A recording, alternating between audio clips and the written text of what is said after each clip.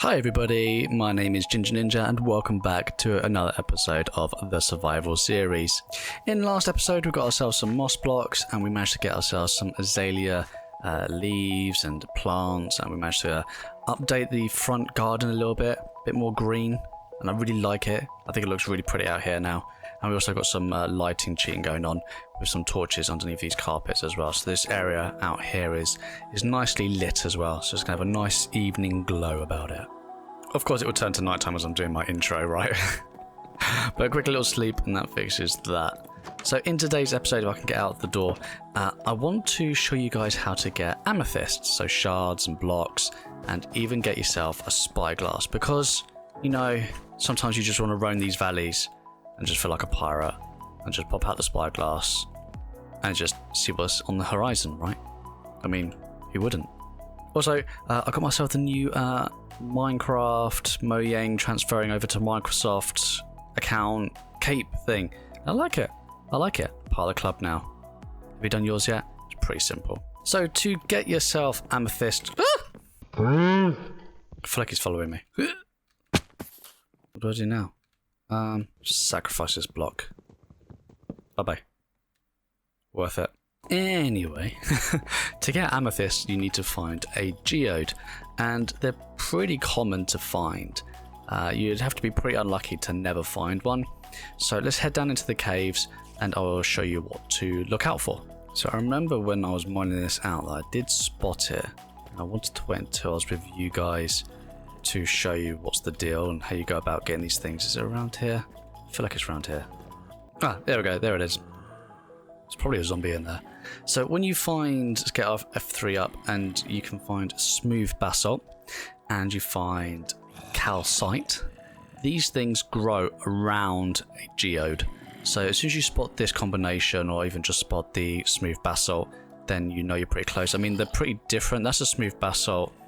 And I believe down here might have had some tough. Yeah, that's tough right there. So it's not this stuff. It's quite a darker color, not quite a deep slate either. So once you find that, then you know that you found yourself a geode. That is an amethyst block. We can break that. That's fine. And that one's fine. There we go. There's a geode. Look at these crystals. They're so cool. Oh, yeah. Come on down. Hello, mate. Down here. You coming?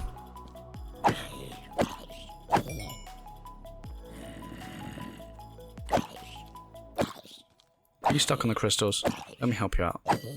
There we go. No worries. And here we are inside of a geode. This is a cracked one, and I think like 90% of them, well, it has a 90% chance of spawning with a crack. So you'd be very lucky if you find a whole one. And they're never like always this size. You might get some small ones, some large ones, that kind of thing. So this is a decent sized one as well, which is really good. And before we even talk any more about what's going on here, literally one of my most favorite new sounds in 1.17 is walking on this. Listen. Is that not the most amazing sound ever? Okay, so I've just gone around and just lit up in here, just so it's a bit easier for you guys to see. First thing we're going to do is we're going to mine up some of these things. So you can break these things without a pick. You can just punch them and you'll get what they drop, which is some shards. You can use fortune on it. So we've got fortune 1. So that'll give us maybe just, yeah, we doubled on that one. Obviously, if you've got fortune 3, then we'll get better rates. But I've only got fortune 1 pick. So I'm going to collect up all these crystals in here, and I'll be back in a sec. Okay, I'm back. So I've broken all these except for one. I'll just show you that one in a second. And we've got ourselves 3 stacks and 20. So you get pretty good returns on these, especially if you've got fortune. The thing I wanted to show you, oh look, they're growing back already. They don't even waste any time. Okay, well, we'll show you this. So if you've got a silk touch pick, you can actually pick up these small amethyst bud. You can get medium ones and big ones and clusters as well. So let's break that. And that there's an amethyst cluster. There you go. So that's the largest one. So it's in 4 stages. So get a small, medium, large, and then a cluster. Now, the other important thing with geodes and amethysts is that you can't just take a block back to base and expect it to grow. They only grow on these ones that look slightly broken. So if we pull up F3, we can have a look that this is called a budding amethyst, and the other ones are just called amethyst blocks. So it's the budding amethysts that the crystals grow on. And I'm going to sacrifice one to show you. I'm going to break this one here. And when you break it, it's gone. So you can't even silk touch it or anything. I know I used a fortune on it, but you can't silk touch it. It just breaks. It's gone. You can't have it back. So what I'm going to do is I'm going to pull out all of the amethyst blocks, not the budding ones. I'm going to be very careful. I might have to do some above layers as well, as we've got these budding ones up here. So I might have to clear out some of these calcites and smooth basalts.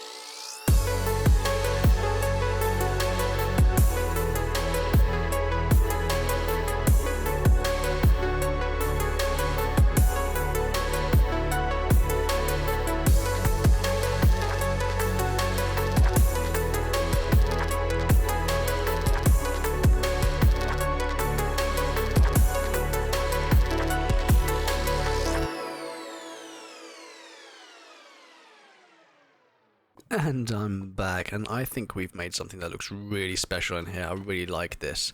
So let's take a walk up our spiral staircase. First of all, right, it is a geode. I kind of ripped it down and did a man-made, natural-looking geode. I kind of still wanted to keep that geode look, but I wanted to make it slightly larger than our budding amethysts, so that we can still obviously get our shards. And then what I've done is I've made it look like we've slightly industrialed it. So I've put in a staircase spiraling one to try and maximise getting around this thing, and I think it looks really good. I'm going to go stand in this corner over here, get a better perspective of the place, and look, I really do like this. I really do like this. I've gone ahead and sort of added these supports in this cracked part, in this corner, kind of making it look like we've tried to keep it from collapsing completely. So use of the fence posts and some signposts as well to kind of look like we've just strengthened the wall a little bit. I really like it. I think it's a nice touch. And the spiral staircase takes us all the way up. Obviously there's some notches here and there out of the staircase taken out to allow crystals to grow, which I kind of like. We're sort of built around these things. They're really cool. I'm trying to just cram in as much as I could, try and get around these things as much as I could as well. Yeah, I really do like this. I think it's nice. We can get all the way up to the top. There are some spots that we're probably not going to be able to get to every crystal, but honestly I think we're going to be okay, because after I built this I had a run through and I broke up all the large clusters I could find, and this was all the shards that we got from there. So we're definitely going to be good for amethysts for a while. So what can we do with these amethyst shards, I hear you asking? I have to apologise as well. It's a couple of days later after doing that whole time-lapse build, and I've got myself a bit of a cold, so I don't know if it's coming through on the mic, but I've got a husky voice. I've got a husky voice today. Right, so what can we do with these amethyst shards? You can make amethyst blocks, so using the 4 to make 1 block. We can also, taking 2 copper ingots, we can make a spyglass, and these things are really cool. So holding down with my key controls, I've got mine set to the right mouse click button. So just holding that down and we can zoom in. How cool is this? I like the sound it makes as well when you engage it. Hold on. I love that clicking. It's really good.